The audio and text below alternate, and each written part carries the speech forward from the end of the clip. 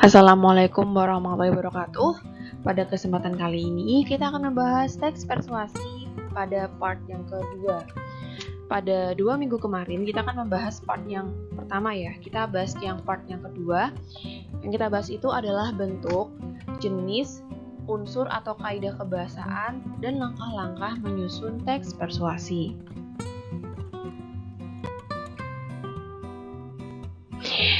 Nanti kita bahasnya urut ya. Materi yang kita bahas itu yang pertama adalah bentuk teks persuasi. Itu kan ada beberapa macam.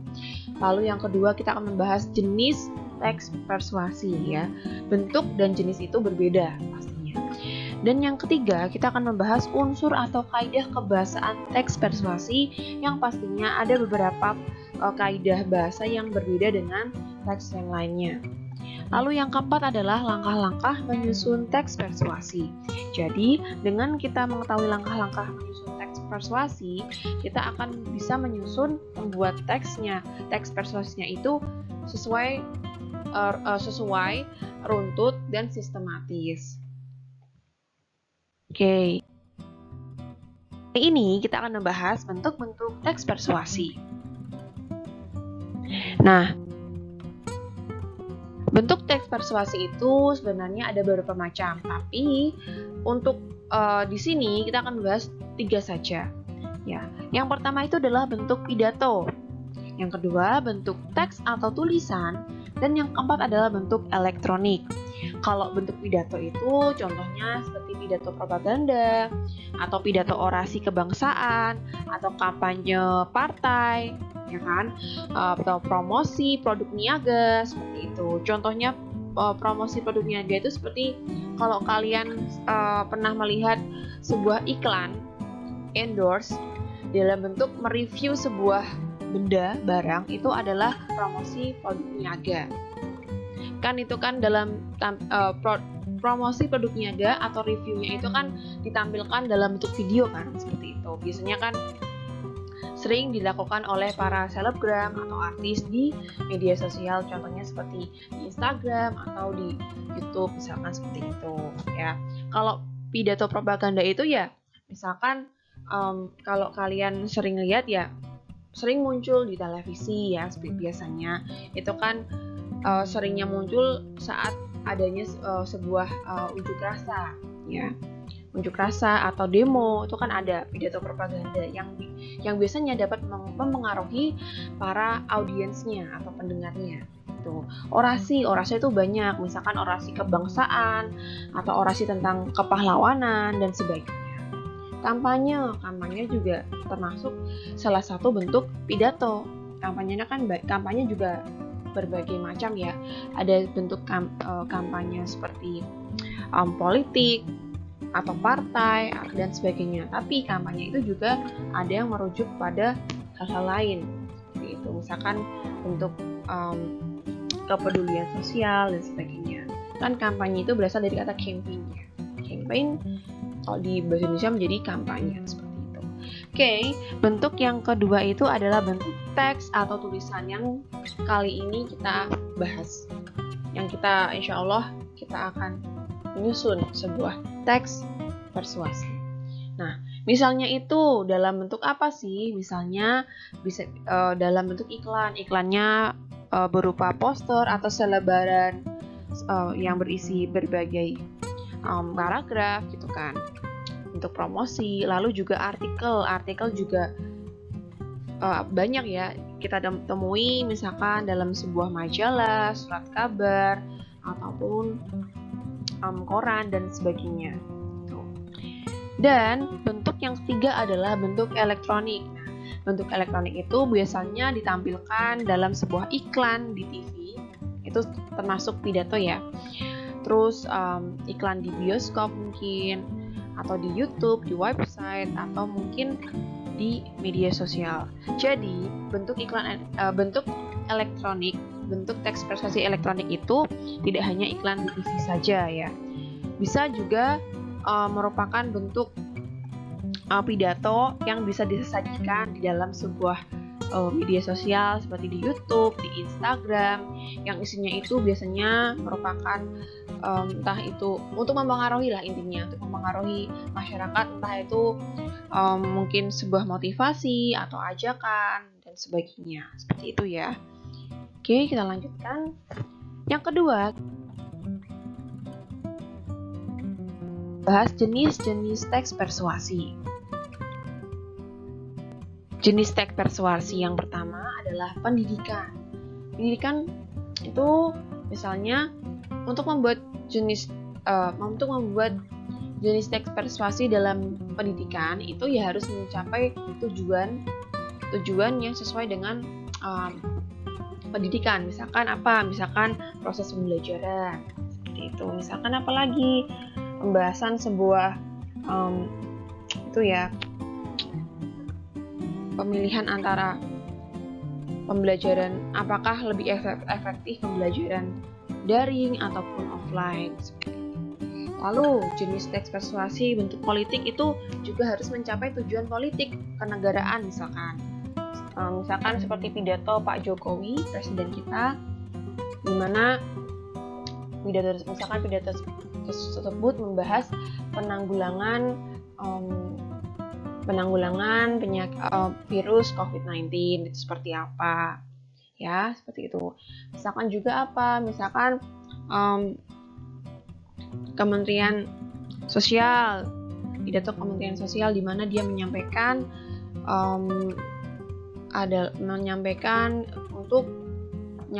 kepada masyarakat bahwa kita harus kita harus peduli dan menolong warga yang misalkan terkena bencana atau dan sebagainya, seperti itu sih. Oke, lalu yang ketiga adalah jenis teks persuasi advertensi. Yaitu untuk apa sih tujuannya? Untuk memperkenalkan barang dan jasa tertentu. Contohnya apa sih? Ya, seperti iklan atau bentuk promosi yang tadi kita bahas di bentuk teks persuasi. Lalu jenis teks persuasi yang keempat adalah propaganda. Propaganda ini untuk mencapai tujuan tertentu, untuk mengajak. Ya, tujuan kampanyenya tuh apa sih? Tujuan untuk mengajak massa tuh untuk apa? Misalkan kalau kampanye partai, misalkan untuk mendukung caleg nomor 1 agar dia jadi misalkan kepala daerah, atau mungkin jadi DPR, jadi bupati, jadi kades dan sebagainya, seperti itu ya. Dan yang kita bahas yang ketiga adalah kaidah unsur kebahasaan teks persuasi. Ya, kali ini kita akan membahas unsur inti kaidah kebahasaannya dan unsur-unsur lainnya. Nah, yang pertama kita akan membahas unsur inti kebahasaan teks persuasi yang terpenting. Yang pertama itu adalah pernyataan bujukan.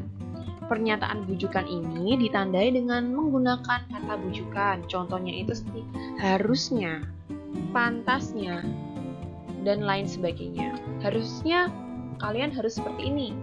Sebaiknya kamu harus menggunakan produk ini, seperti itu. Pantasnya kita sebagai siswa harus melaksanakan pembelajaran dengan tertib, seperti itu contohnya ya. Lalu yang kedua adalah kita menggunakan kata kerja imperatif, ya, ditandai dengan pemakaian kata-kata imperatif atau himbauan. Jadi kata kerja imperatif itu contohnya itu adalah kata yang berisi himbauan, ya, himbauan. Contohnya, ini contohnya ya. Contohnya adalah kata seperti jadikanlah, sebaiknya, hendaknya, waspadalah, janganlah, seperti itu. Misalkan apa? Contoh, waspadalah banjir susulan, seperti itu ya. Hendaknya kita sebagai manusia harus bisa menolong sesama, seperti itu contoh kalimatnya. Oke, selanjutnya unsur kebahasaan lainnya itu tadi kan kita bahas unsur inti kebahasaan teks persuasi. Kali ini kita bahas unsur kebahasaan lainnya. Yang pertama itu adalah ada kata-kata teknis atau peristilahan. Ini sering muncul ya di berbagai jenis teks yang kita bahas ya. Kata teknis yang muncul itu harus berkaitan dengan topik yang dibahas. Misalkan kita membahas topik, misalkan kita menyusun teks persuasinya itu jenisnya pendidikan. Pendidikan itu berarti kata teknisnya apa aja, kayak kira-kira contohnya apa, misalkan mendidik ya, terus apa lagi ya, guru, terus berorientasi, seperti itu. Terus apa lagi ya, pintar, terus kejujuran, apa lagi, murid, kesabaran, potensi, terus apa lagi ya, misalkan mengajar. Nah, seperti itu contohnya. Itu salah satu contoh kata-kata teknis peristilahan yang merujuk pada pendidikan. Jadi, kalau kalian menyusun teks persuasi, harus kalian ketahui, harus kalian pahami unsur-unsur kebahasaannya, entah itu unsur kebahasaan intinya dan kebahasaan lainnya. Yang pastinya untuk di poin pertama ini, kata-kata teknis peristilahan ini harus sesuai dengan topik yang dibahas. Kalau kita bahas pendidikan, ya kita menggunakan kata-kata teknis pendidikan, jangan sampai malah menyimpang. Contohnya gini, kita bahas kaidah, kita membahas tentang teksnya, membahas tentang pendidikan, tapi kata peristilahan yang kita digunakan malah merujuk pada kata teknis kesehatan, kan itu sangat tidak berkesinambungan ya, tidak berkaitan ya. Lalu yang kedua adalah kata penghubung argumentatif atau biasa kita sebut kausalitas juga bisa ya. Misalnya kata-kata seperti jika, karena, sebab, akibatnya, dengan demikian, dan oleh karena itu. Ya, itu contoh-contoh kata penghubung argumentatif yang sering muncul dalam teks persuasi di berbagai, biasanya sih di beberapa paragraf ya, tergantung strukturnya tuh apa, seperti itu. Lalu yang ketiga adalah kata-kata kerja mental. Kata kerja mental itu adalah kata kerja yang merujuk pada apa sih? Sikap atau respon seseorang yang merespon. Jadi responnya itu dalam bentuk apa? Dia memikirkan, dia berpikir dulu, lalu dia akan merespon. Misalkan dengan apa sih? Dia bisa berpendapat, dia bisa berasumsi. Orang tersebut bisa menyimpulkan, ya, seperti itu. Dia bisa memperhatikan, diharapkan, seperti itu ya. Jadi kata-kata kerja mental itu sering muncul dalam teks persuasi ya. Yang berisi apa? Entah itu pendapat, asumsi, perkiraan, praduga, dan bisa juga menyimpulkan. Seperti itu. Lalu yang keempat adalah kata-kata perujukan. Kata-kata perujukan itu misalnya berdasarkan data dan merujuk sebuah pendapat. Contoh kalimatnya itu yang sering muncul adalah misalkan berdasarkan hasil penelitian bla bla bla. Contoh ya, misalkan merujuk pada buku karya misalkan siapa, berdasarkan pendapat dari Plato, seperti itu ya. Jadi merujuk itu ya itu berdasarkan pendapat atau mungkin berdasarkan hasil riset, entah itu dari buku, dari artikel, dari hasil penelitian, seperti itu. Oke, kita lanjutkan.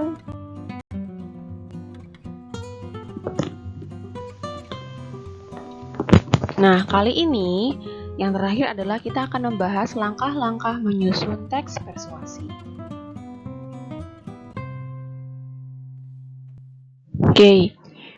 Nah, langkah-langkah menyusun teks persuasi yang pertama adalah menentukan topik dan tujuan. Topik dan tujuan yang dibuat harus berkaitan dengan ajakan untuk meyakinkan seseorang ya. Pastinya harus meyakinkan, harus bisa membuat orang yang mendengarkan atau membaca teks tersebut dia bisa terinspirasi, bisa membuat dia yakin dengan apa yang ditulis atau yang disampaikan oleh penulis tersebut ya. Contohnya dan pastinya topiknya itu harus sesuai dengan tujuannya itu apa dibuat teks tersebut.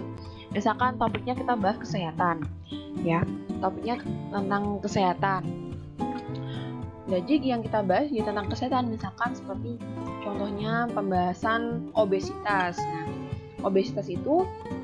pembahasan obesitas itu pasti ada tujuannya. Tujuannya apa? Misalkan kita bisa mengetahui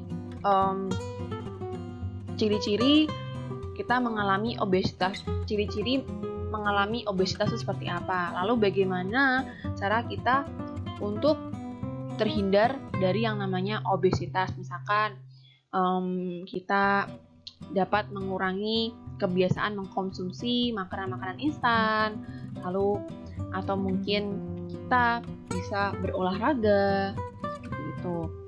Lalu apa lagi ya? Misalkan kita lebih mengurangi makanan-makanan yang terlalu banyak mengandung karbohidrat. Kita harus mengatur pola makan kita antara protein, karbohidrat, dan juga sayur-sayuran dan buah-buahan seperti itu. Itu harus berkaitan, jangan sampai menyimpang dari topik yang dibahas. Ya. Dengan menyusun teks tentang obesitas ini diharapkan apa? Tujuannya diharapkan masyarakat bisa terhindar dari yang namanya obesitas. Masyarakat bisa hidup dengan pola yang sehat. Masyarakat bisa mengatur pola makannya seperti itu. Masyarakat bisa sadar akan kesehatan. Gitu, agar juga masyarakat bisa terhindar dari penyakit-penyakit jantung ataupun ginjal. Kan obesitas itu kan bisa berpengaruh pada kestabilan ginjal dan juga jantung kita. Contohnya seperti itu. Lalu yang kedua adalah kita harus membuat kerangka tulisan. Agar teks persuasi tersusun lebih urut dan sistematis dan logis, kerangka harus disesuaikan dengan struktur dari teks persuasi. Jadi kita akan membuat kerangka sebelum menyusun teks persuasi, kita akan menentukan strukturnya dulu ya, strukturnya itu apa saja. Lalu kita buat kerangka, misalkan di bagian kerangkanya itu kita harus menyesuaikan dengan strukturnya, ya. Misalkan kerangka yang pertama itu bagian strukturnya kan judul, jadi kalian tuliskan judul. Lalu kerangka yang bagian yang kedua yaitu pengenalan isu. Pengenalan isu berarti kalian harus membahasnya, misalkan pengenalan, misalkan kita bahasnya tentang pentingnya sarapan.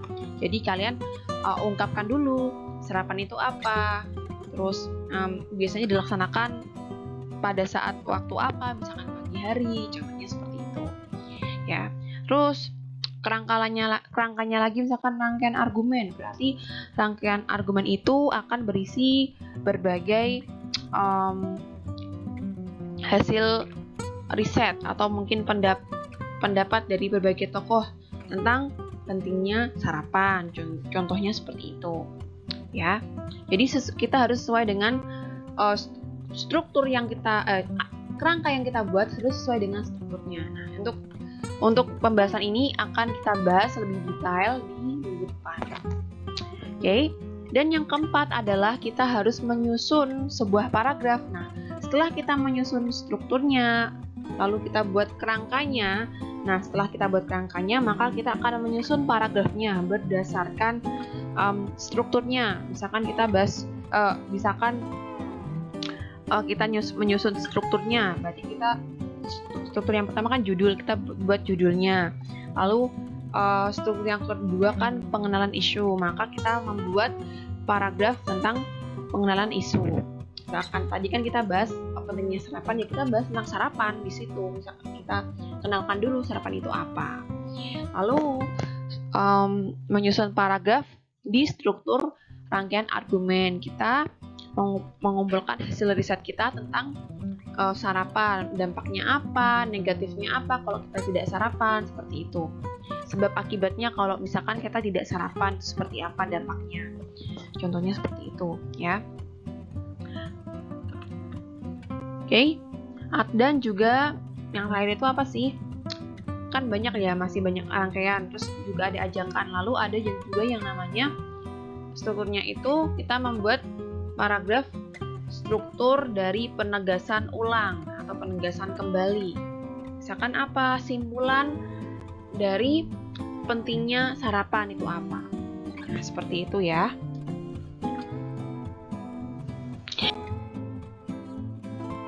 Terima kasih sudah menyimak pembahasan materi di part kedua ini. Mohon maaf kalau mungkin kata-kata saya kurang berkenan ya, atau mungkin ada kesalahan, mohon maaf.